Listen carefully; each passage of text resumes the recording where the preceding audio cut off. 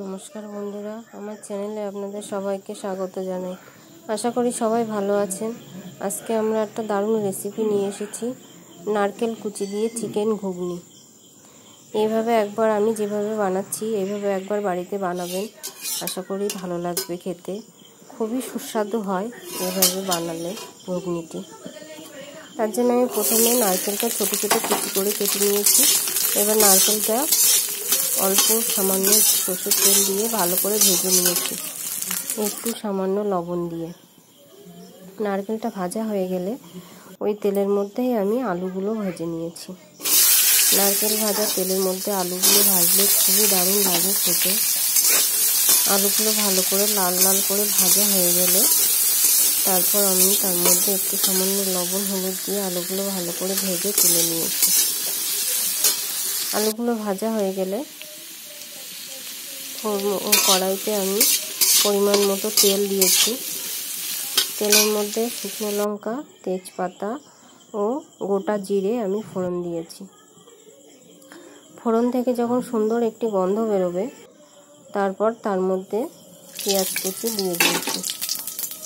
পেঁয়াজ কুচিটা ভালো করে লাল লাল করে ভেজে নিতে হবে। পেঁয়াজটা লাল লাল করে ভাজা হয়ে গেলে তার মধ্যে দিয়ে দিতে হবে রসুন ভালো করে কষিয়ে নিতে হবে যতক্ষণ না রসুন থেকে কাঁচা গন্ধটি চলে যাচ্ছে। ভালো করে রসুনটি না কষালে রসুন থেকে একটি কাঁচা গন্ধ বেরোয়, তখন ঘুগনি খেতে ভালো লাগবে না। ঘুগনি হোক কি যে কোনোই তরকারি, রসুনের কাঁচা গন্ধ থাকলে সেটা খেতে ভালো লাগে না। রসুনটা ভালো করে কষিয়ে নিয়েছি 4-5 মিনিট। রসুনটা লাল লাল হয়ে গেলে তার মধ্যে আমি দিয়ে দিয়েছি 1 চামচ আদা বাটা, 1 চামচ আদা বাটা, 1 চামচ জিরে গুঁড়ো, 1 চামচ ধনের গুঁড়ো, 1 চামচ শুকনো লঙ্কার গুঁড়ো দিয়ে ভালো করে মশলাটা কষিয়ে নিয়েছি যতক্ষণ না পর্যন্ত মশলা থেকে তেল ছাড়ছে। মশলা থেকে যখনই তেল ছাড়বে তখনই বুঝবেন যে মশলাটা ভালো করে কষানো হয়ে গিয়েছে। আমি এর মধ্যে একটু সামান্য গরম জল দিয়েছি। গরম জল দিয়ে মশলাটা কষালে কি হয়, মশলাটা পুড়ে যাওয়ার ভয় থাকে না। মশলাটা থেকে দেখছেন ভালোভাবেই তেল ছেড়ে দিয়েছে।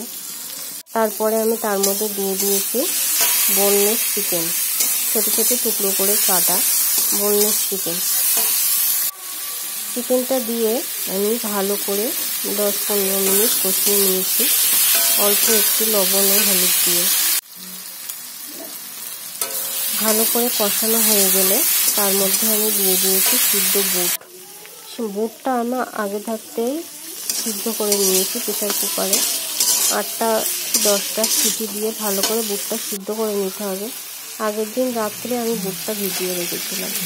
বুট দিয়ে ভালো করে কষিয়ে নিয়ে তার মধ্যে আমি দিয়ে দিয়েছি ভাজা আলু দিয়ে কষিয়ে 3-4 মিনিট ভালো করে কষিয়ে এর মধ্যে আমি দিয়ে দিয়েছি পরিমাণ মতো লবণ ও হলুদ গুঁড়ো দিয়ে আরও 2-3 মিনিট ভালো করে কষিয়ে নিয়েছি।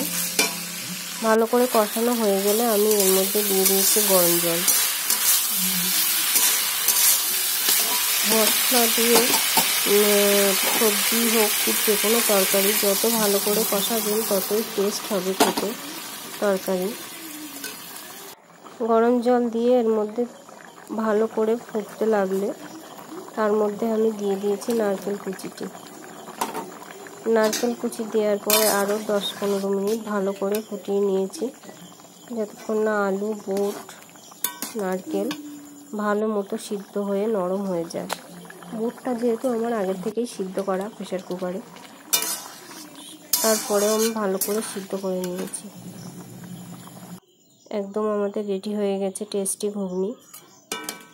হয়ে যাওয়ার পরে আমি গ্যাস বন্ধ করে দিয়ে তার মধ্যে দিয়ে দিয়েছি 1 চা চামচ গরম মশলার গুঁড়ো দিয়ে একটু ঢেকে রেখে দিয়েছিলাম। তারপরে ঢাকনা খুলে দেখছেন আমাদের একদম রেডি ঘুগনি, টেস্টি ঘুগনি। অসাধারণ খেতে হয়েছিল। আপনারা একবার বানিয়ে দেখবেন, খুবই ভালো লাগবে। যদি ভালো লাগে আমার চ্যানেলটা সাবস্ক্রাইব করবেন।